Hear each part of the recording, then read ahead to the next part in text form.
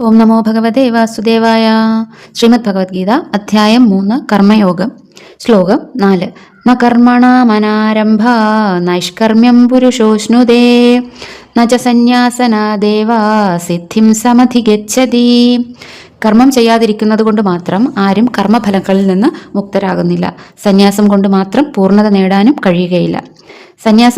ഭാവാർത്ഥം: സന്യാസം സ്വീകരിക്കുന്നയാൾ തനിക്ക് വിധിക്കപ്പെട്ട കർമ്മങ്ങൾ നിറവേറ്റി സംശുദ്ധനാകേണ്ടതാണ്. ഭൗതിക ചിന്താ തത്പരരായ മനുഷ്യരുടെ ഹൃദയ ശുദ്ധീകരണത്തിന് വേണ്ടി വിധിക്കപ്പെട്ടവയാണ് കർമ്മങ്ങൾ. ഈ ശുദ്ധീകരണം കൂടാതെ സന്യാസം സ്വീകരിച്ചാലും അതിൽ വിജയം നേടാനാവില്ല. ഹൃദയശുദ്ധിയില്ലാതെ സന്യാസം സ്വീകരിച്ചാൽ അത് സാമൂഹിക മര്യാദയുടെ ലംഘനവുമാകും. എത്ര തന്നെ തുച്ഛമായിരുന്നാലും ശരി, വിധിക്കപ്പെട്ട കർമ്മങ്ങൾ ചെയ്ത് ഭഗവത് സേവനത്തിൽ ഏർപ്പെടുകയാണെങ്കിൽ ഭഗവാന് അത് സ്വീകാര്യമായിരിക്കും.